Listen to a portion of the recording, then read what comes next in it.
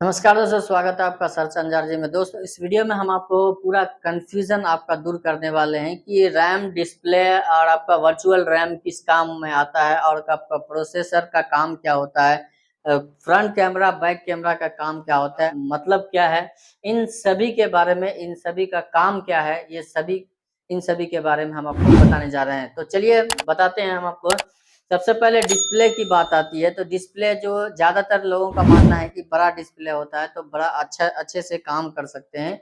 लेकिन ज्यादातर डिस्प्ले टूटने का डर रहता है, क्योंकि ज्यादा बड़ा डिस्प्ले अगर गलती से भी आपके हाथ में गिर गया तो टूटने का डर होता है।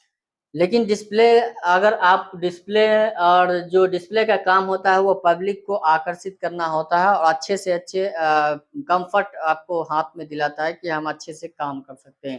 डिस्प्ले का काम ये होता है। रैम का काम होता है कि जो भी वर्क करता है मोबाइल में, जो भी आप काम कर रहे हैं या गेम खेल रहे हैं या वीडियो एडिटिंग कर रहे हैं, उसको जो है वो कंट्रोल करके रखता है, यानी याद रखता है आपने क्या करा मोबाइल में। आप जो भी मोबाइल में कर रहे हैं उसको याद रखने का काम रैम का होता है। यानी कि आपने मोबाइल अभी फेसबुक पे जाके आप ट्वीट किए, उसके बाद फिर आप बाहर आ गए, ट्वीट करने के बाद आप बाहर आ गए, फिर व्हाट्सएप पे गए, व्हाट्सएप पे मैसेज करे, फिर आप बाहर आ गए, फिर यूट्यूब पे गए, वीडियो देखे, फिर बाहर आ गए। तो ऐसे में जो भी जहां-जहां आप गए हैं वहां पे एक कैश रिलीज होता है। यानी कि कैश एक होता है, जो कैश उसी चीज के अंदर, यानी अगर आप क्रोम ब्राउजर खोले, उसमें कुछ सर्च करें तो कैश में वो जमा हो जाता है। जिसको कैश में जमा होने के बाद जिसका काम रैम कैश को हिंट देता है कि आप हमें रखिए, मतलब याद रखिए। यानी कि रैम कैश के जरिए से इसे याद रखता है। यानी आपने कितनी बार ब्राउज किया है, आप कितनी बार कहाँ-कहाँ गए हैं, तो वहाँ पे एक कैश जमा हो जाता है। कैश जमा होने के बाद कुकीज़ अलग होता है, कैश अलग होता है। यानी कि जो भी आप सर्च करेंगे वो एक कैश कहलाता है, और जितनी बार सर्च करेंगे वह एमबी में या केबी में या एमबी में वहाँ पे रहता है। जब आप ऐप इंस्टॉल करने जाते हैं तो वहाँ पे ऐप अपना इन्फो में जाके देखेंगे कि यहाँ नीचे में आपको कैश देखने को मिलेगा। कैश का मतलब है कि आपने इसे कितनी बार जब भी लॉगिन करा या फिर आपने ब्राउज किया है, उन सभी डेटा को वो रखे हुए है, कैश में रखे हुए है। यानी अब वो क्या करेगा, जो रैम है उसे याद रख रहा है। अगर आप इसे डिलीट कर देंगे तो रैम उसे याद नहीं रखेगा। दूसरा, वर्चुअल रैम एक नया आया है जो काफी 2023 में रनिंग में है और काफी ट्रेंडिंग में है। इसका काम क्या होता है? रैम तो समझ में आ गया। रैंडम एक्सेस मेमोरी आप जानते हैं, सभी लोग जानते हैं इसका पूरा फुल फॉर्म क्या होता है। वर्चुअलाइजेशन रैम भी आप जानते हैं, इसका पूरा फुल फॉर्म होता है वर्चुअल रैम। जो वर्चुअल रैम होता है, इसका काम क्या होता है? कंपनी ज्यादातर आप 8 GB अगर रैम दिया तो 8 GB एक्सपेंडेबल भी दे देता है। लेकिन इसका होता क्या है, बहुत से लोग इसे मानते ही नहीं है कि ये भाई ये रैम तो काम में आता है, लेकिन इसका कुछ समझ में नहीं आता मुझे कि ये क्या काम करता है। अंदर में रहता है लेकिन क्या काम में आता है ये। आपको बता दें कि अंदर में ये रहता है। वर्चुअलाइजेशन का मतलब होता है कि जब भी आप कोई वर्चुअलाइजेशन गेमिंग या फिर वर्चुअलाइजेशन कोई भी चीज करते हैं, तो उसके कैश मेमोरी को याद रखने का काम ये वर्चुअलाइजेशन यानी वर्चुअल रैम करता है। लेकिन कुछ-कुछ केस में ऐसे होते हैं जब ज़्यादा से ज़्यादा आप सर्च करते हैं और पूरे चीज़ पेज खोल के रख देते हैं। जैसे आपने फ़ेसबुक पे गए, ट्विटर पे गए, फिर वहाँ पे ट्वीट करके फिर बाहर आ गए, फिर व्हाट्सएप खोले या फिर वीडियो एडिटिंग कर रहे हैं, फिर वहाँ से निकल गए, फिर आपने वीडियो देखना शुरू कर दिया यूट्यूब पे, फिर इंस्टाग्राम पे चले गए। इन सभी को आपने बंद नहीं किया। आप लेफ्ट साइड या राइट साइड की बटन दबाएँगे तो आप पेज देखेंगे पूरा खुला हुआ रहता है। तो उस खुला हुआ पेज को पहले क्या करता था, ये रैम याद रखता था। लेकिन काम बढ़ने की वजह से और कंपनी ने सोचा कि मोबाइल का परफॉर्मेंस बढ़ाने की वजह से ये एक आविष्कार हुआ वर्चुअलाइजेशन रैम का, कि ज़्यादा लोड रैम पे ना पड़े, इसलिए वर्चुअल रैम दिया जाए ताकि जो ज़्यादातर पेज खोलते हैं उन पेजों को हैंडल करने के लिए वर्चुअलाइजेशन रैम का इस्तेमाल किया जाना चाहिए। तो अब ये काम बढ़ गया। पहले क्या होता था, ये रैम दोनों काम करता था, यानी पेज को भी याद रखना पड़ता था और आपने ब्राउज़र में जाके क्या-क्या सर्च किया या फिर व्हाट्सएप में जाके जो भी चीज़ व्हाट्सएप, फेसबुक में जो भी फ़ोटोज़, वीडियोज़ आया, उन सभी को याद रखने का काम रैम का होता था, और आपने कितने पेज खोले और कितने पेज बंद किए उन सभी को याद रखने का काम भी यही रैम का था। लेकिन अब डिवाइड हो गया, अब इसका जो पेज नाम रखने का याद जो है, जो भी है, जितने बार आप पेज खोलेंगे तो वर्चुअल रैम का काम है इस पेज को याद रखना, और इसको कैश को याद रखना इसका काम है। कंपनी ने अलग अलग डिवाइड कर दिया। अब आइए जानते हैं, हालांकि कुछ कुछ केस में ऐसा नहीं होता है, लेकिन कुछ 100 लगभग के 88% के आसपास या 90% के आसपास ऐसा ही होता है। और इसलिए आपको पता नहीं चलता कि ये रैम का काम क्या है, लेकिन ये रैम का काम क्या है। लेकिन इस वीडियो में हम आपको बता रहे हैं कि सच में इस रैम का काम क्या होता है। हमने महसूस किया है वीडियोस में, और हमने रिसर्च किया इसके बारे में।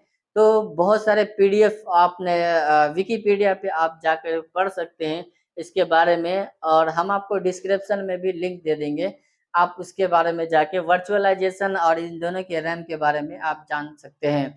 जहाँ तक हम आपको बता दें कि आगे हम आपको बताते हैं इन दोनों के बारे में, तो आपको समझ में आ गया कि इन दोनों का काम पहले एक ही होता था, रैम का काम एक ही होता था, लेकिन अलग अलग डिवाइड हो गया। कंपनी मोबाइल का परफॉर्मेंस बढ़ाने के लिए ये काम किया। अब आगे बढ़ते हैं, प्रोसेसर की तरफ जाते हैं। प्रोसेसर का काम क्या होता है? प्रोसेसर का काम होता है जितनी स्पीड दे सके उतनी स्पीड, यानी कि आपने मोबाइल में जितनी वीडियो चलाना है या वीडियो आप देख रहे हैं, फिर उसके बाद वीडियो एडिटिंग करते हैं, 10 से 20 फोटो, 100 फोटो, 200 फोटो आप वीडियो एडिटिंग सॉफ्टवेयर में डालने के बाद उसे एडिटिंग कर रहे हैं, एनिमेशन लगा रहे हैं, इफेक्ट लगा रहे हैं, टैक्स लगा रहा है, टैक्स में एनिमेशन दे रहा है, इन सभी को मल्टीटास्किंग कहा जाता है। यानी कि आपने वीडियो एडिटिंग में ये सारे काम एक साथ कर रहे हैं, यानी कि फोटो भी लगा रहे हैं, वीडियो भी एडिट कर रहे हैं, उसमें कट पेस्ट भी कर रहे हैं, और जो भी एनिमेशन डाल रहे हैं। तो इन सभी को जो कैपेसिटी होती है मोबाइल का, अगर प्रोसेसर अच्छा हो तो इन सभी को झेलने की शक्ति रहती है।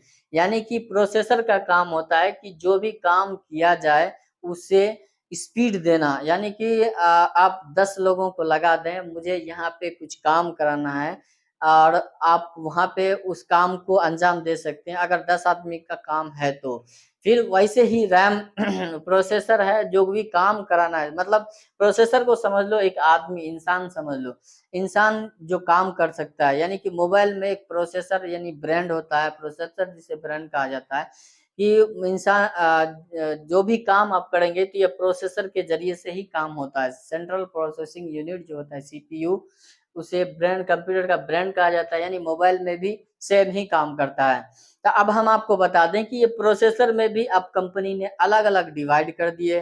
प्रोसेसर में जो प्रोसेसर है, पहले मीडियाटेक, डायमेंसिटी, या फिर छोटे छोटे प्रोसेसर आते थे, P35, P37, ये सब पहले छोटे मोटे आते थे। छोटे मोटे जो होते हैं वो नॉर्मल काम के लिए होते हैं। जो P30 मीडियाटेक का ही रहता है, MT के 64 जैसे MT के ऐसा कुछ नंबर रहता है।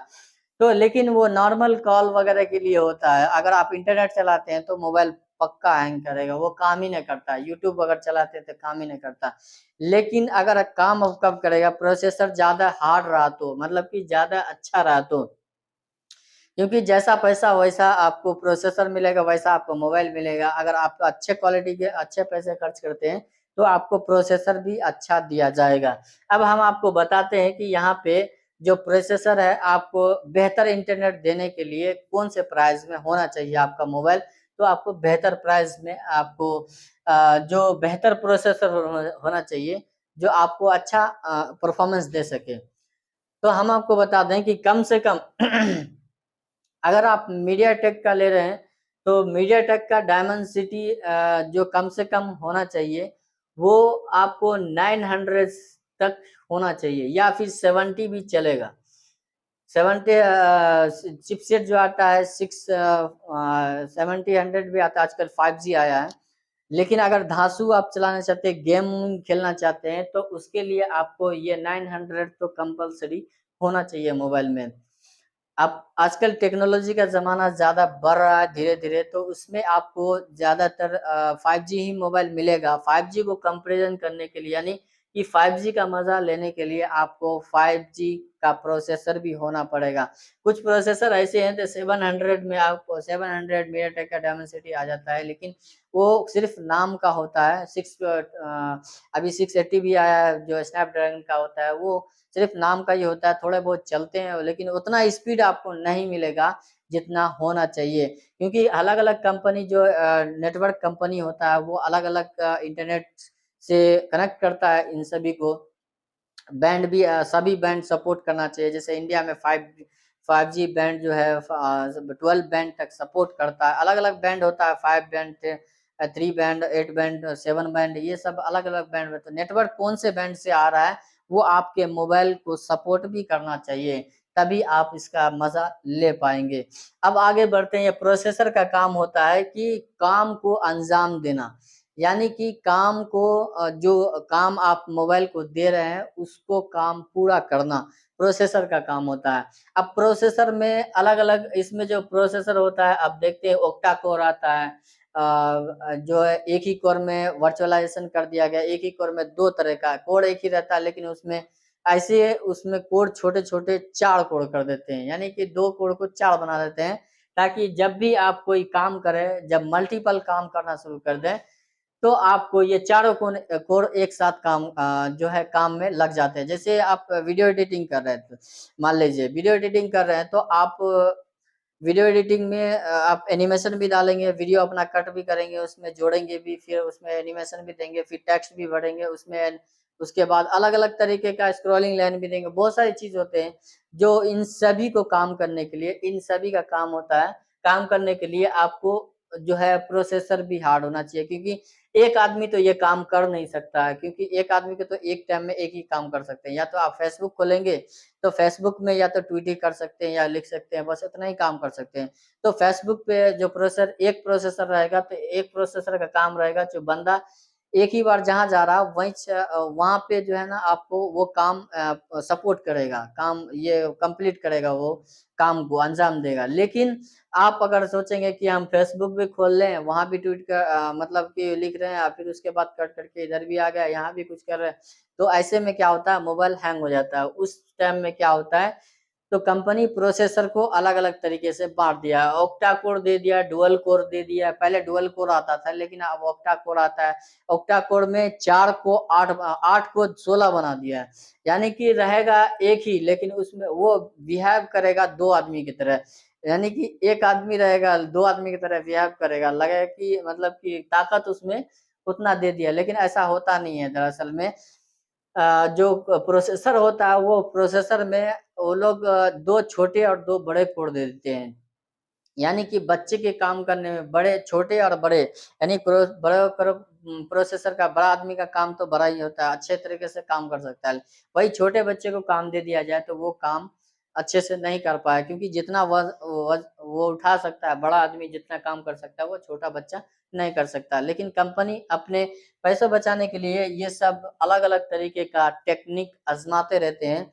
दो छोटे कोर 8 कोर बताते हैं लेकिन उसमें दो छोटे दो बड़े लगा दिए, या फिर 4 छोटे 6 छोटे 4 बड़े लगा दिए, 6 छोटे लगा दिए। पैसे बचाने के चक्कर में ये सब होता रहता है।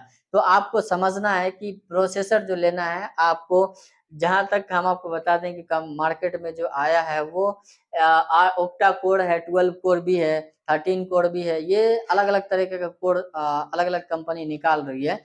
लेकिन ऑक्टा कोर जो आप लेते हैं तो उसमें ध्यान देना कि ऑक्टा कोर जो होता है, ऑक्टा कोर में कम से कम 6 जो है कोर वो बड़े होना चाहिए। 6 अगर बड़े रहा तो दो छोटे भी रहा तो परवाह नहीं, चल जाएगा उसमें।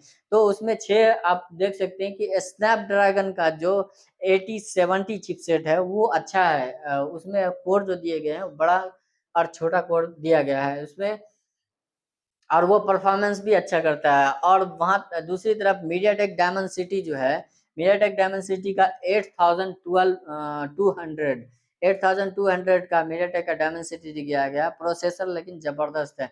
870 को सब मतलब कि 870 के बराबर है मीडियाटेक का। मीडियाटेक जो डायमेंसिटी 800 टू 8200 है वो 870 के बराबर है स्नैपड्रैगन के। उसके बाद आप तो ये समझ में आ गया कि इसको प्रोसेसर का काम होता है ये काम को अंजाम देना। अब आगे बढ़ते हैं स्टोरेज की। ये स्टोरेज जो होता है यानी कि मोबाइल पहले चलता था मेमोरी कार्ड, मेमोरी लगा लो उसके बाद उसका डाटा उसमें कॉपी कर लो, या फिर कोई भी चीज मोबाइल में पहले मेमोरी बिल्कुल भी नहीं दिया जाता। चाहे पहले नोकिया का याद था मुझे, पहले जो नोकिया का 1 KB 2 KB था रहता था, उसमें खाली एक फोटो वॉलपेपर लगाने के लिए होता था, बस उसमें फोटो डाल देना, या एक फोटो आप वॉलपेपर लगा सकते थे उसके अंदर, कहीं से सेंड करके एमएमएस करके लगा लेते थे। लेकिन जमाना बदलता गया और दिन बदलते गए, उसके बाद जो है अब स्टोरेज मोबाइल में धीरे धीरे स्टोरेज का ऑप्शन दिया गया। लेकिन अब 120 से 256 जीबी से लेकर यानी 250 जीबी से ऊपर यानी 256 जीबी से लेकर 500 जीबी 1 TB तक दे रहा, कई ऐसे तो है 1000 जीबी तक दे रहा। लेकिन अब आपको बता दें कि ज्यादा लेने से भी क्या फायदा, जब ज्यादा अगर आप काम करते हैं उसके अंदर आप डेटा को कॉपी करते हैं तो आपको मोबाइल में मेमोरी कार्ड लगाने का सिस्टम ही नहीं दिया जाता। हम आपको बता दें कि मोबाइल जब लेते हैं तो मोबाइल में आपको मेमोरी कार्ड लगाने का सिस्टम दिया जाना चाहिए कंपनी को, क्योंकि आप 256 जीबी आप दे रहे हैं उसके अंदर स्टोरेज, तो आप वो कभी कॉपी डेटा करेगा, डाटा अगर कॉपी करना चाहे तो कैसा करेगा कॉपी, मेमोरी कार्ड लगा के कर ले सकता है, नहीं तो कंप्यूटर में उसे लगाना पड़ेगा, ओटीजी लगा के करना पड़ेगा। अगर मेमोरी कार्ड रहा उसके अंदर, अगर गलती से भी मोबाइल क्रैश हो गया या कोई प्रॉब्लम आ गया मोबाइल में, तो वो डाटा वहीं का वहीं कॉपी कर ले सकता, मतलब कि मोबाइल में ही कॉपी कर लेके जब का जब मेमोरी कार्ड में रखता गया तो मोबाइल को भी ज्यादा लोड नहीं पड़ेगा, उस पर कंपनी को ध्यान देना चाहिए। मेमोरी कार्ड गुल करते जा रहे हैं, मेमोरी कार्ड का लगाने का जो सिस्टम है उसमें जो स्लॉट रहता है मेमोरी कार्ड वो हटा दे रहा है हमेशा के लिए, और खाली सिम लगाने का सिस्टम दिया जा रहा है। धीरे धीरे आने वाले टाइम में मेमोरी कार्ड खत्म ही हो जाएगा मोबाइल से, यानी कि मोबाइल का सिस्टम अभी कुछ मोबाइल में आता है, लेकिन स्टोरेज का जो काम होता है हम आपको बता दें कि डेटा को स्टोर करके रखना। अब जहां तक स्टोर करके रखना, हम आपको बता दें कि इसमें स्टोरेज में भी कई तरह के स्टोरेज होते हैं। आप ये सोचेंगे कि स्टोरेज कई तरह के कैसे हो सकते हैं, हम आपको बता दें कि जो कंपनी होती है स्टोरेज में अलग अलग मेमोरी कार्ड में भी आप देखेंगे कि अलग अलग तरह का डिवाइड कर दिया गया है मेमोरी कार्ड को, रीड ओनली और स्पीड की तरह स्पीड दिया गया है, इस डाउनलोडिंग स्पीड, अपलोडिंग स्पीड या फिर ट्रांसफर स्पीड, अलग अलग तरीके का मेमोरी दे दिया गया है।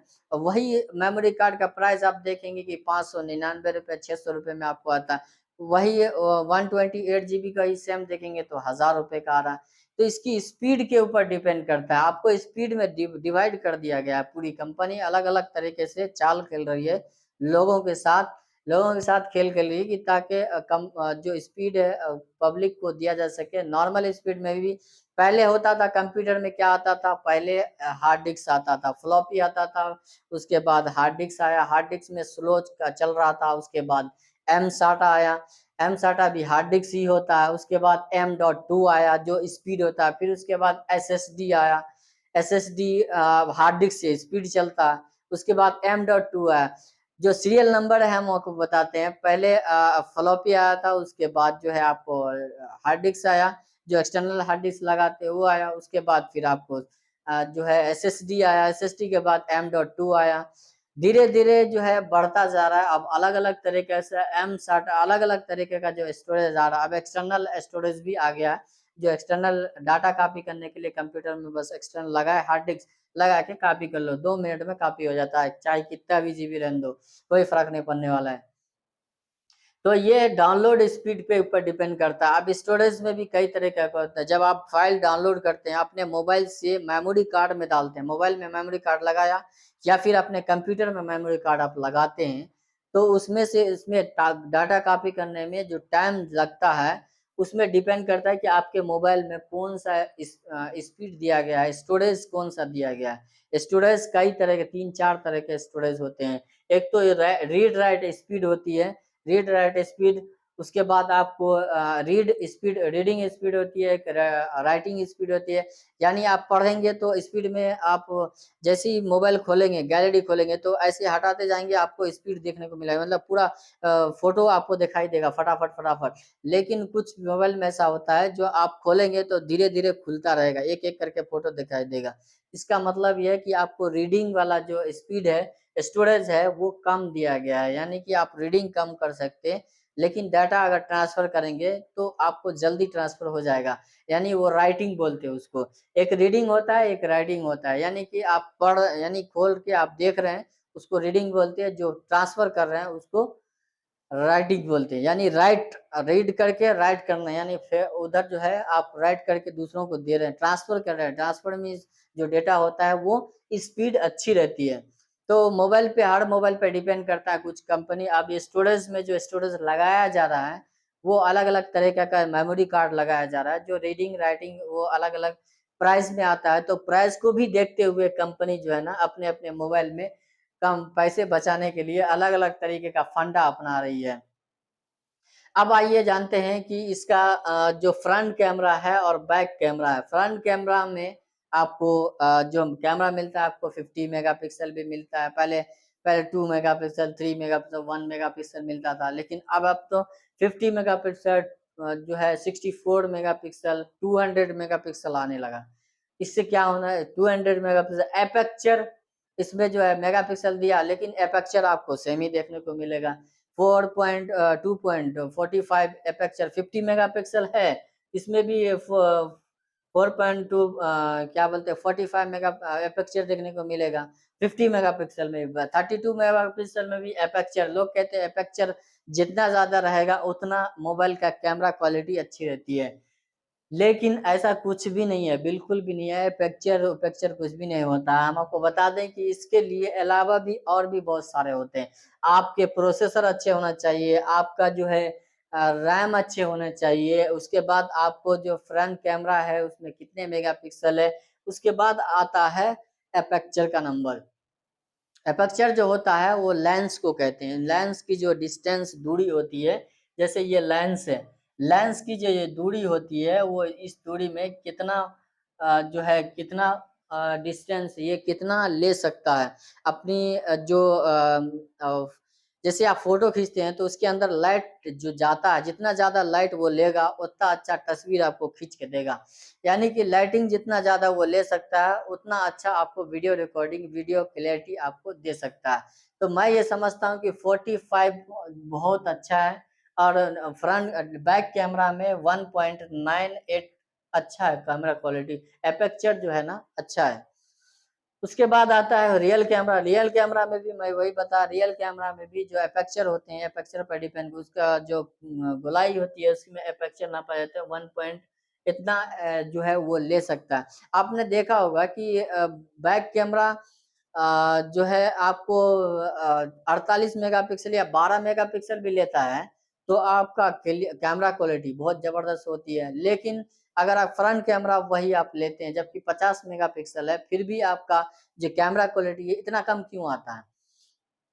इसका वजह होता है कि इसकी जो रेडिएशन है, यानी इसकी जो गोलाई होती है, सामने का जो फ्रंट कैमरा है उसकी जो गोलाई होती है ना वो बहुत ही कम होती है, जिसकी वजह से वो लाइट ऑब्जर्व नहीं कर पाता, यानी लाइट ज्यादा से ज्यादा लाइट नहीं ले सकता। इसकी वजह से वो कैमरा क्वालिटी डल हो जाती है। यानी आप जितना ज्यादा लाइट देंगे उतना अच्छा कैमरा आपको देखने को मिलेगा, यानी वो ज्यादा लाइट ऑब्जर्व ही नहीं कर पा रहा, यानी ले ही नहीं पा रहा, ताकि जितना ज्यादा लाइट लेगा उतना ज्यादा आपको देखने को मिलेगा। इसीलिए फ्रंट का कैमरा जो है आपको छोटा दिया जाता है। लेकिन आप ये कभी सोचे कि पीछे का जो इतना बड़ा रहता है लेकिन फ्रंट का इतना छोटा क्यों रहता है? क्योंकि खराब लगता है देखने में, जो है अच्छा नहीं लगेगा। इसलिए वो फ्रंट कैमरा को ही ज्यादा जो है क्वालिटी बढ़ाने की कोशिश किया जा रहा है टेक्नोलॉजी के जरिए से, अलग अलग आर्टिफिशियल इंटेलिजेंस के जरिए से। उम्मीद क्या है कि आगे आने वाले टाइम में आपको इससे भी अच्छी कैमरा क्वालिटी देखने को मिलेगा।